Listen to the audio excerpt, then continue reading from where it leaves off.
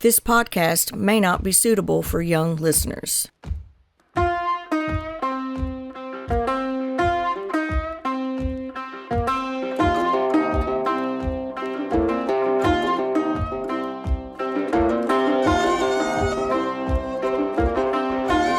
Steve Lilly, Journal Entry Number 9, Squatch Operators.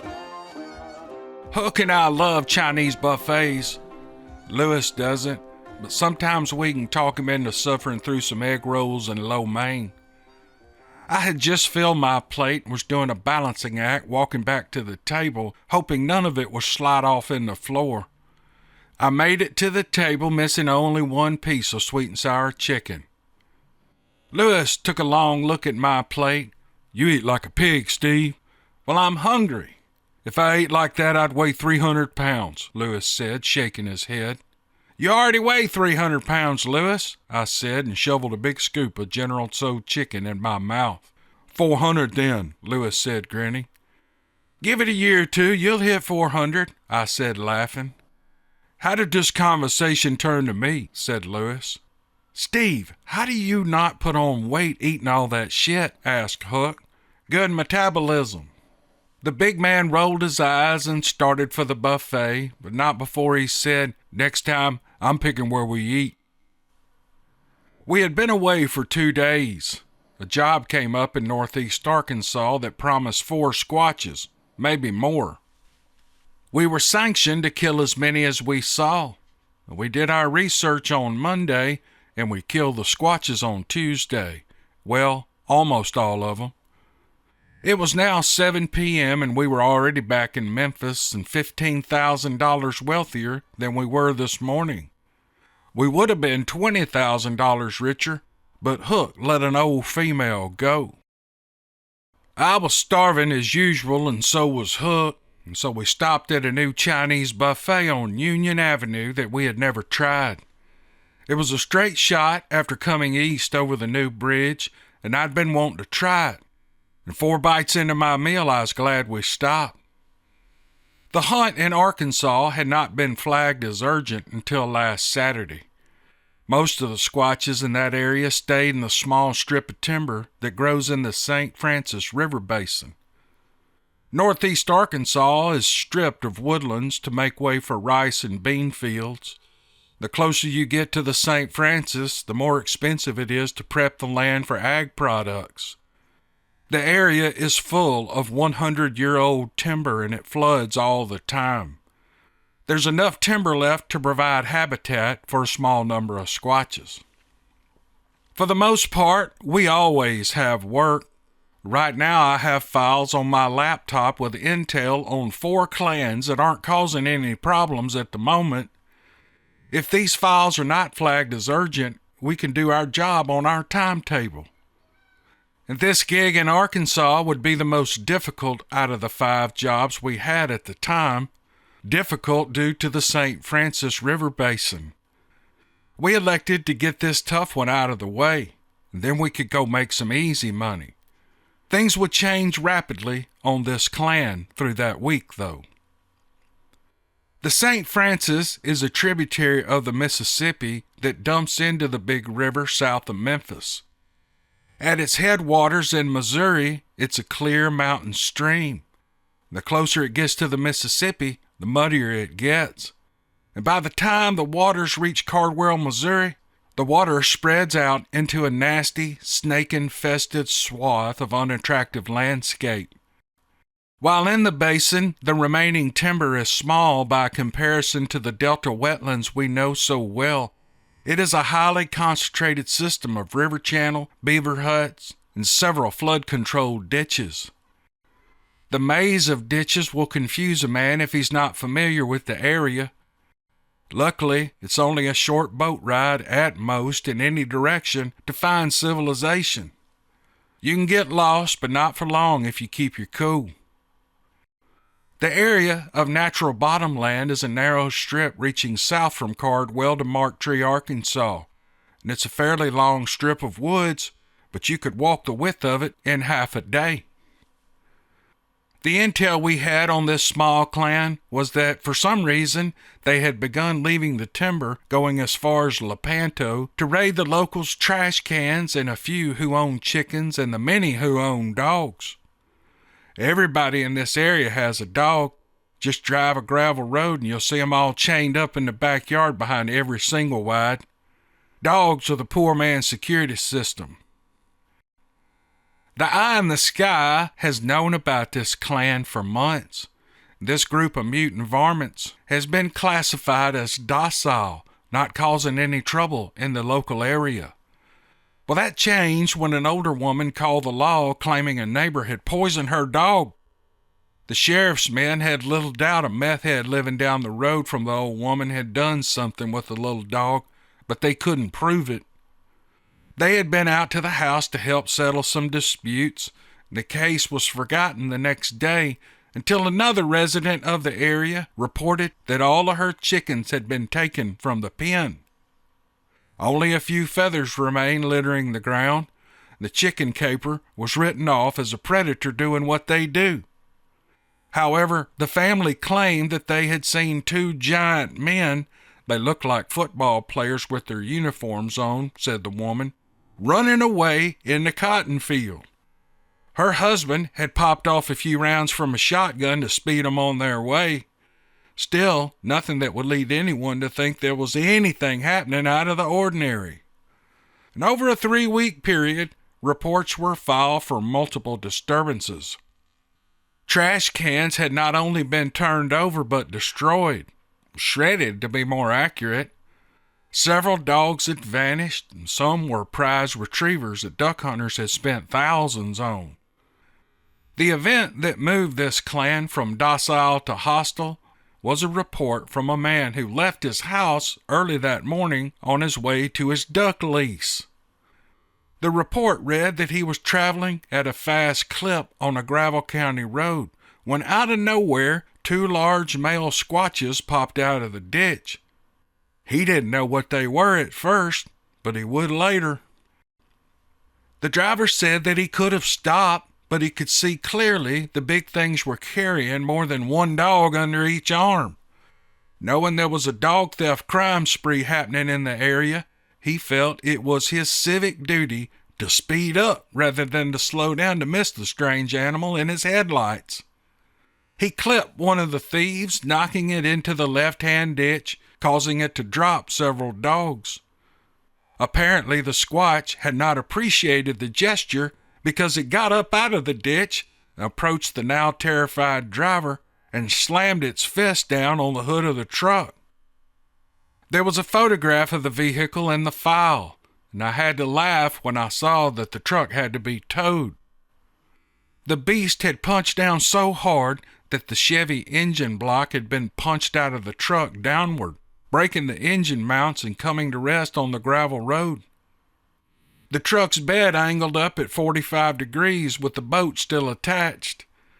The driver claimed he pissed all over himself, and had he known these were animals and not crackheads stealing dogs, his civic-minded action of speeding up would have been more thought out. Apparently, the squatch lost interest in the now destroyed metal thing with lights and fled the scene through a muddy bean field. The dead dogs were left on the road. The driver claimed without a doubt that these were Bigfoots after he had thought about it for a while. He'd seen them with his own goddamn eyes, he said. Of course, he was dismissed as the usual yo ass is crazy treatment, and he left the building after giving his statement, muttering the ever-repeated words I hear from these witnesses, "I know what the hell I saw and ain't nobody gonna change my mind." The event was in our area of operation, so we got the notice informing us that the clan had gone rogue and we needed to get on this pretty quick. The red light was blinking, letting us know the group was hostile, and the job went from go get it when you can to go get it done now. "Steve, you gonna eat that egg roll?" asked Lewis. "Oh, you like Chinese now?" I said. Lewis grinned. "It's growing on me." We finished up and paid at the door. Lewis was rubbing his belly. I guess he got enough to eat.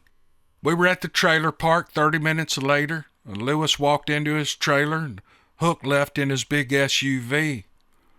I think Hook had to work a shift at the Golden Tush. That's a strip club on Lamar Avenue in Memphis. It's owned by the MC in a roundabout way, and working there is his contribution to their cause, among other things. I don't know how he works his regular hours and still does this squatch killing gig, and I think he was extra tired tonight. Hook had done most of the work in Arkansas, and it happened to work out that way. It wasn't by design. From our resources, we knew where the squatches were holed up. To get there, we would have to navigate through the various drainage ditches to a spot that would put us close, and then we would walk or wade the last mile. Getting there was tricky. Duck season was in. The St. Francis area from the Arkansas state line all the way to the Mississippi would be covered up with duck hunters. However, in this area, hunters were required to hunt from a permanent blind. It's a good old boy system, and honestly, they act like little kids over their duck blinds. If anyone approaches or motors by in a boat, they raise hell. We didn't give a shit about that, but it did mean that we would be noticed. Taking the most upfront approach, we didn't get to the area we needed to get to by being stealthy. I fired up my 50-horse Yamaha, and we ran through that ditch system fully planed out and wide open. And when we ran close by a spread of decoys, the hunters would start raising hell and firing their shotguns in the air. We just waved and smiled and just kept on going. In this clan, there were 3 males and 1 female. 1 alpha, 1 smaller beta, a juvenile male, and a childbearing female. We eased on to a muddy bank which we thought was the closest point to their nest, and I opened my trusty laptop. The satellite image showed only 1 remained in the nest, and it was in the middle of the day. They should have been all there sleeping. Well, after discussing the matter, we decided to hit them early the next morning when they returned to the nest. It was typically a bad move to go into a nest in the middle of the day with several unaccounted for squatches, but we've done it before. To make sure, though, I widened the screen to see if I could make out the missing 3. All I got was hunters in various blinds around the swamp. The squatches had either gone underground, which would be very difficult to do in this terrain, or they were somewhere else doing whatever the hell they do in the daylight. There is no way to know when these things throw us a curve. We just have to roll with the punches. Lewis suggested that we wait until dark after the hunters had left the area. We could monitor the nest and still maybe get a shot at the whole clan after dark. We all agreed, and I watched the screen. Lewis got comfortable and he fell asleep. Hook was fidgety and he couldn't sit still. "Hook, sit your ass down, boy," said Lewis. "You're gonna wear a trail walking back and forth like that." "Yeah, maybe I had too much coffee this morning." "Steve, you got any hits to the south? I need to take a walk," said Hook. "I'm not seeing anything. Don't go too far and check on the radio in 30 minutes so we know you're okay, all right?" Hook, with his rifle pinned up and ready, strolled off into the swamp. I hoped he wouldn't go out of sight, but he did. No big deal, I guess. Hook is a big boy and knows his way around these areas. Plus, the communication gear we use has a 2-mile range, and it wouldn't be dark for several hours. When I opened the door to my trailer, Lilly burst out and damn near tackled me. A friend in the park had been watching after Lilly, and when I'm out for more than a day, a phone call's all it takes. And Angela, the woman who lives 2 doors down, she's always happy to look after my dog. Everyone in the park loves this dog, especially the kids. There are a couple of assholes here who don't like dogs. Lilly knows who they are and she avoids them. After greeting me, Lilly burned a trail around to the front and down the road. She caught Lewis before he got up on his porch. I could hear Lewis and Lilly playing that far away. Lilly would be let into Lewis's house and she might not come home for hours. and I needed to get some sleep, so I walked down to get her. And I stopped by Angela's and I paid her for watching Lilly.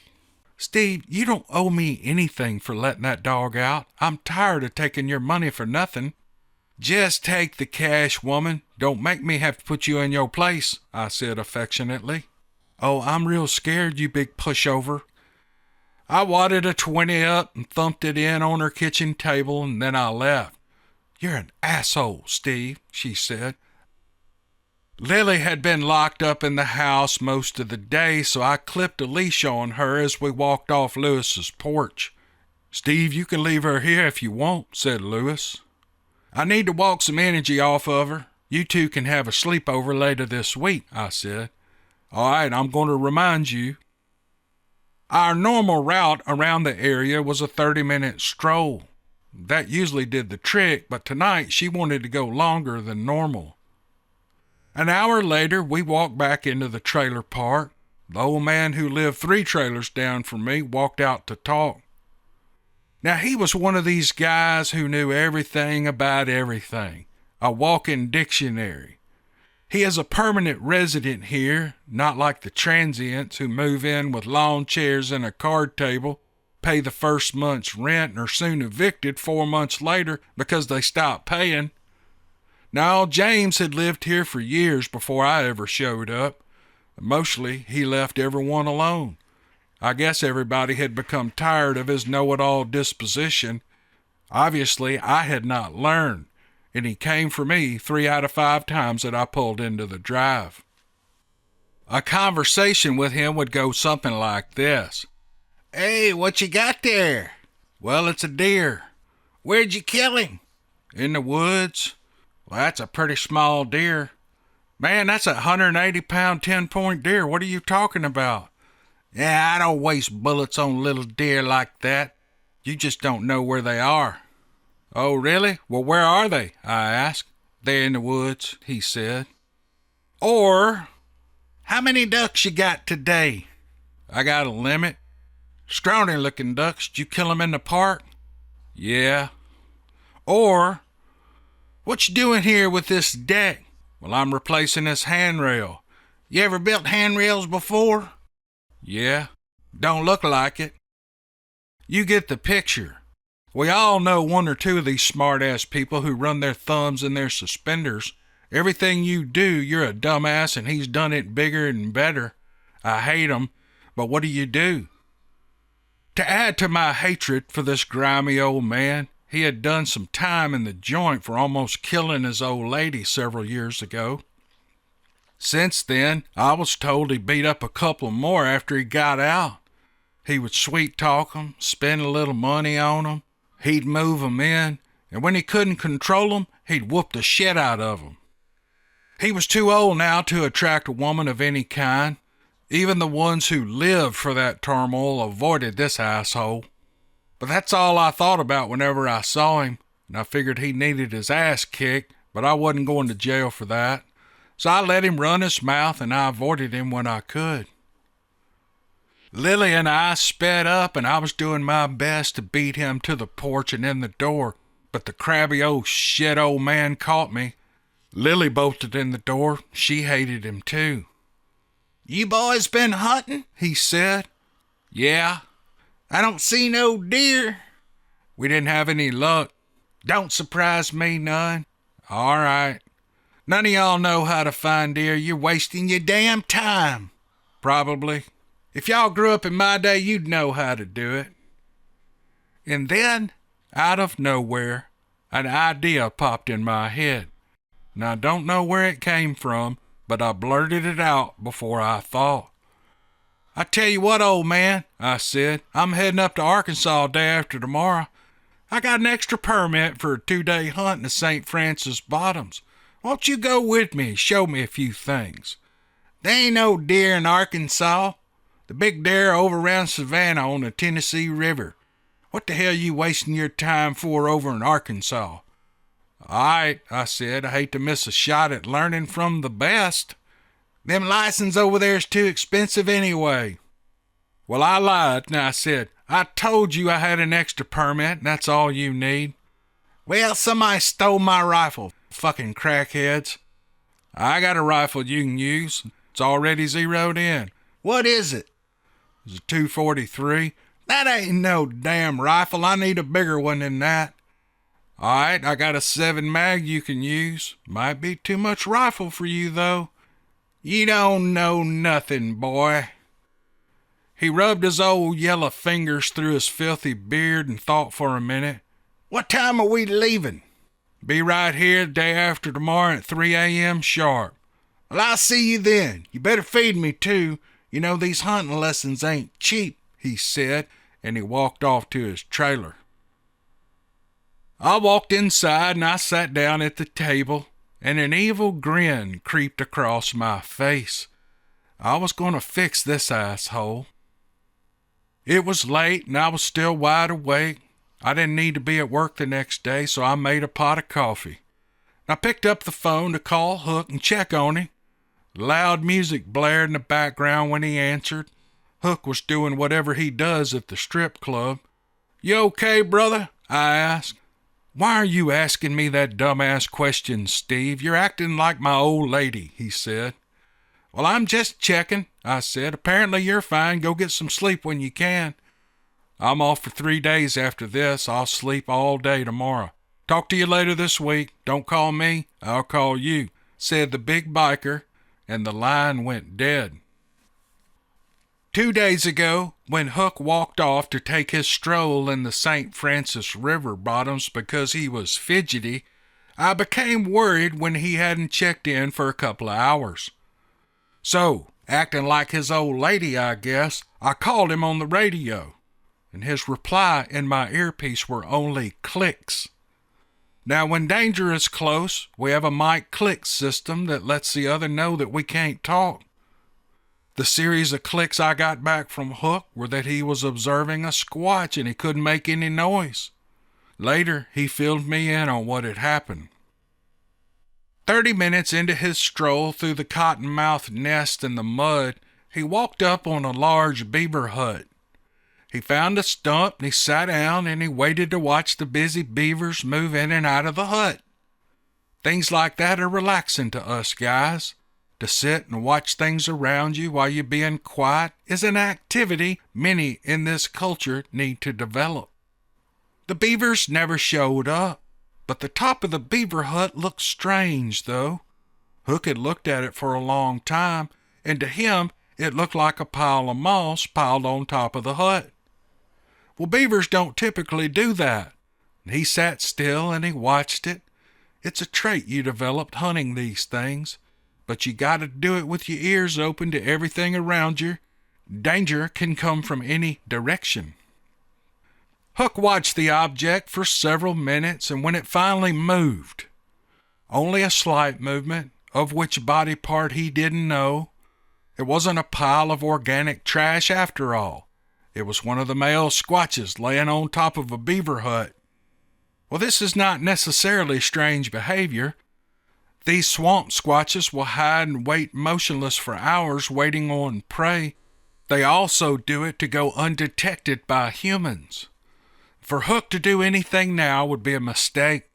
He needed to make sure it wasn't watching him. And if it was, then this was a sentry, and that meant male number 2 was close by. An alarm from a sentry brings the others in fast. So being still and acting like he hadn't seen the squatch was the best move at the time. So Hook went into bird-watching mode, like he had no idea the squatch was there. Slowly and silently, Hook stepped back and lowered himself behind the trunk of a large oak. The squatch never moved. And with his rifle on a secure rest against the trunk, he looked through the scope. Now the image of the squatch was clear, and the beast was turned away watching something on the far side of the beaver hut. It wasn't long before shots rang out on the other side of the squatch. It was a steady staccato of shotguns into the air, followed by dog whistles and people yelling. A group of duck hunters was beyond Hook's line of sight, and that's what the squatch was watching. That meant the other male was beyond the beaver hut too, and Hook could finally talk to me. The silence had been broken. He quietly explained what was happening and that the Squatch was still on the beaver hut, but was now sitting up. And then he told me his plan. It sounded like a good plan to me, and it would finish this job before dark and we'd be home in our beds that night. Hook's plan unfolded perfectly, except for one detail. With the Squatch now sitting up, Hook had a clear shot at it. He waited until we let him know that we were close to the nest, and once the shooting started, that's where the other male and the juvenile would head. I clicked the mic 3 times in a specific cadence, and 30 seconds later, Hook's rifle boomed in the distance. He later told us it was one of the most gratifying shots he had ever made. The .30 caliber round hit the base of the beast's skull dead center. The big Hulk lurched straight forward and hovered there for a second, and then it flopped backwards and its head down toward the water facing Hook. The image of that nasty thing's jaw flop back over its forehead was a piece of art. Well, I knew what he meant. Knowing the other male would be coming, Hook turned and headed straight for the nest, stopping 100 yards shy and stepping into some brush so he could catch the male number 2 and hopefully the juvenile as they ran past. Lewis and I had worked our way around the other side of the nest and spread out to put some distance between us. We were looking for the female, but she wasn't there. I looked over at Lewis and shrugged, and he did the same. Where the hell was this female? 200 yards away, the alpha male ran past Hook with the juvenile not far behind.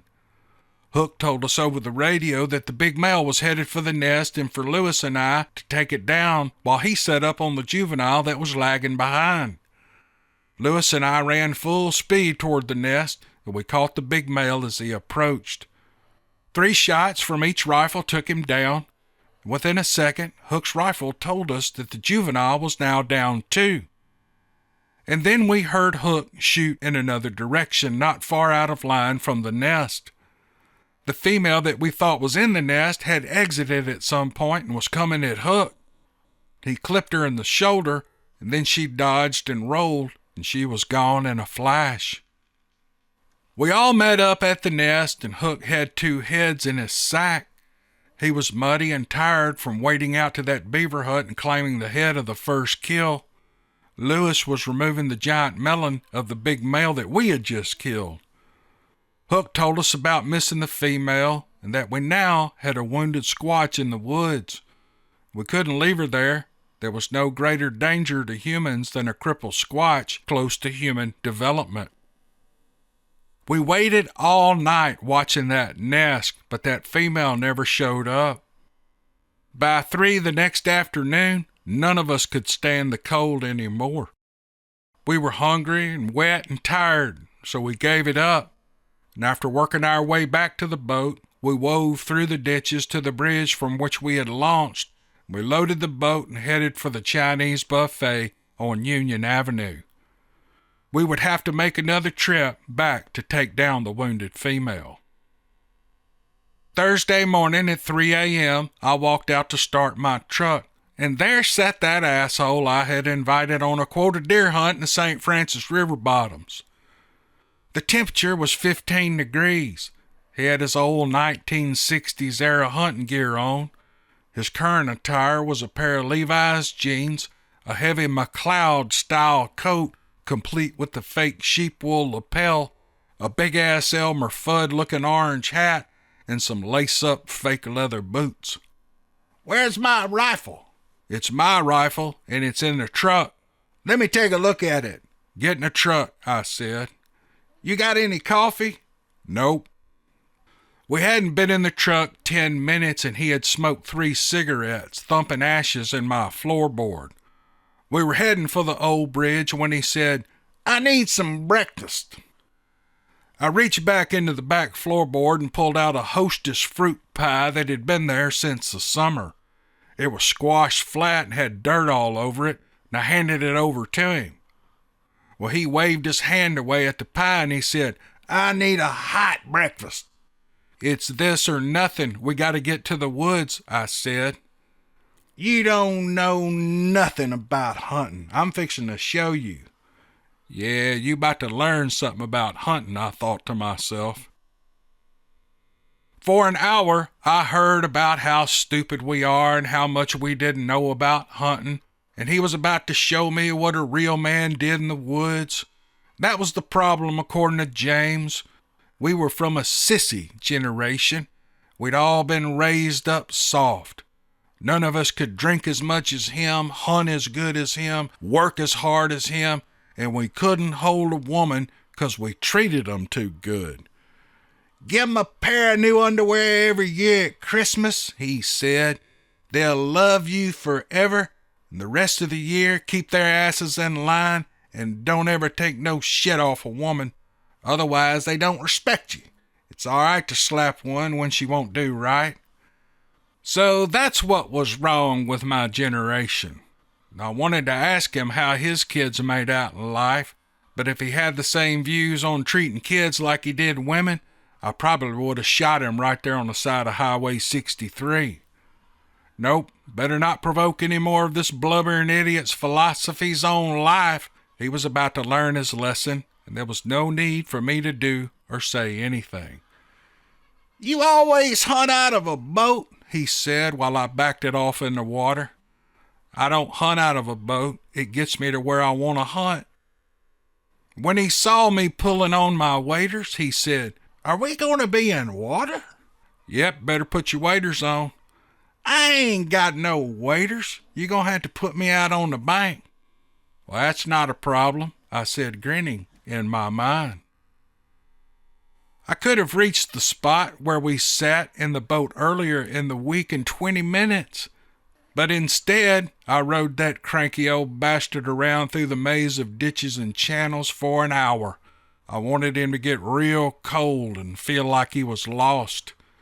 And finally, I cut the motor and let the bow slide up to a steep bank. And there was a shallow bank 20 yards down, but I wanted to watch him climb up the short bluff. And sure enough, it took him forever, and by the time he was firmly on land, he was covered in mud and soaking wet. Starting the motor, I clicked it in reverse and backed out and trolled 20 yards to the little sandbar down the bank, and I casually walked out of the boat. When my headlights hit him, he stood there, water dripping from the sleeves of that ridiculous coat. He had his fists on his hips like an old woman.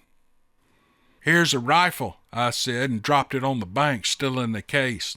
"It's loaded, nothing in the chamber. You got 5 rounds. It's all I had." "I only need 1 bullet, damn it." "I'm heading down the bank to another spot. Kill one of those big deer you've been bragging about. I can't wait." Before I pulled away, I tossed a small fabric bundle of burlap onto the bank behind a big oak. I knew he would set up there. That old man wasn't going to move from that spot. Inside the burlap bundle was a scent gland we had cut out of the juvenile. Yeah, squatches do have scent glands. They are the nastiest, filthiest creature God ever made to begin with. But those scent glands, boy, they send it over the top. They smell worse than any gland from any animal on the planet. And it's my opinion that's how they know each other. Humans can't smell the difference, but the squatches can. And it would draw his mother no matter what condition her wound was in, assuming she was still alive. And chances were she was. It's the maternal instinct. She hadn't seen him in a few days, and once she caught wind of her teenage son, she would come straight to that shithead sitting under that big oak. That's exactly where I wanted her to go. A ways down the bank, I got out and worked my way back to a place I could set up with the old man in view. He was my bait. It was still dark, and I could move freely in the woods with my NVGs without fear of him seeing me. It was still early, and there was no wind to carry the scent, so I took my time and I found a good spot with a clear field of fire. I waited for either the sun to rise or the wind to take Junior's scent through those bottoms. It didn't matter to me when it happened. I was ready, and I'd wait all day if I needed to for that bitch to come in. And that old man could just sit there and suffer for all I care. It wasn't long, and I could see the eastern horizon beginning to lighten a bit. It is a time of day when your night vision begins to fade and the daylight eyes are needed to see. There's a period of 30 minutes where it's not dark and it's not light. Your eyes can't gather the signals to tell your brain what you're seeing, and it is not a good time to shoot anything. That's exactly what old wife-beater James was experiencing at that moment. I wasn't. I had my NVGs and they worked fine in the twilight phase, and when there was enough sunlight I could flip them up and my eyes would adjust within a minute. His would take longer. After turning the NVGs off, I raised my scope and I watched the old man. He was still standing by the oak. I'd watched him for a while panning the woods, watching for movement. The rifle leaned against a tree and he stood there wrapping his wet arms as far over his shoulders as he could, trying his best to retain warmth. He was shivering and he smoked cigarette after cigarette. That's a great deer hunting strategy, I thought. You're a real tough guy, I whispered. He kept looking back around the tree. I knew he was smelling the odor from that scent gland. I think it was making him sick. It does me. For a minute, I felt a tinge of guilt for bringing him, but the thought of him beating up those women through the years cleared my conscience real fast. This guy had it coming. I wasn't the appointed dispenser of justice for his deeds. It just happened to be a great idea at the last minute, and I was going with it. My head was panning the woods around me again when I heard him begin to move and make noises. He had removed the rifle from the soft case and leaned it against the tree, and when I looked back over at him, he was pulling that rifle up and trying to get a shell shoved in the chamber. And after fumbling with that, he couldn't find the safety. He would look up into the woods and then fidget with the rifle some more. He was becoming frantic. My first thought was that he really did see a deer and was about to ruin this hunt. But when I followed his line of sight to where he was looking, I saw her coming. The sun was in his face, and she must have been silhouetted coming through the trees. The sun was to my left, making her harder to see. I raised my rifle, and I found her in my scope. I could have taken her down at any time. She didn't know I was there. She had been drawn to the scent and was now looking at the jittery old man trying to find the safety on his rifle. When he found it, he raised it quickly and he snapped the trigger without aiming.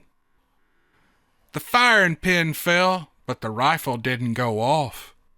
All 5 rounds looked normal, but they were missing primers and powder.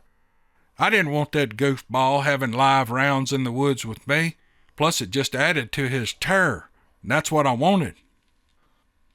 When this ugly female had crept to a point where she knew her cover was blown, she charged him.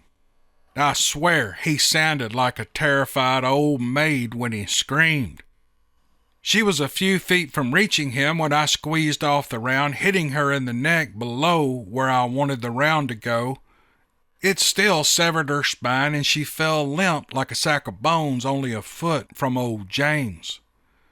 Now a female had the upper hand on this old man, and I often wondered how big of a man he felt while he was squealing like a girl in terror. The old gal was still alive but immobile. Shithead was in the fetal position against the tree with his arms covering his head. And I watched through my scope as he kicked at her, trying to move her away while he cried. And then I figured he had had enough, and I walked over and put a bullet in her head with my pistol, and then helped him to his feet. He didn't stand there long before collapsing back into the mud. "Come on, get up. It's over," I said. He looked up at me from the ground with water-filled eyes, but couldn't spit the words out. So we sat there for an hour, and neither of us said anything. He did watch me take the head of that female and stuff it in a tote sack. That seemed to bring more tears to the old man. "I'll be down here in the boat when you're ready to go, unless you still want to show me how to deer hunt," I said. Another hour crept by before I saw him begin to get up out of the mud. The man looked like hell, his face covered in mud and his clothes filthy. He was shaking, red-faced, and eyes swollen. He slipped a few times working his way to the boat. I guess I could have helped him in, but I didn't see the point.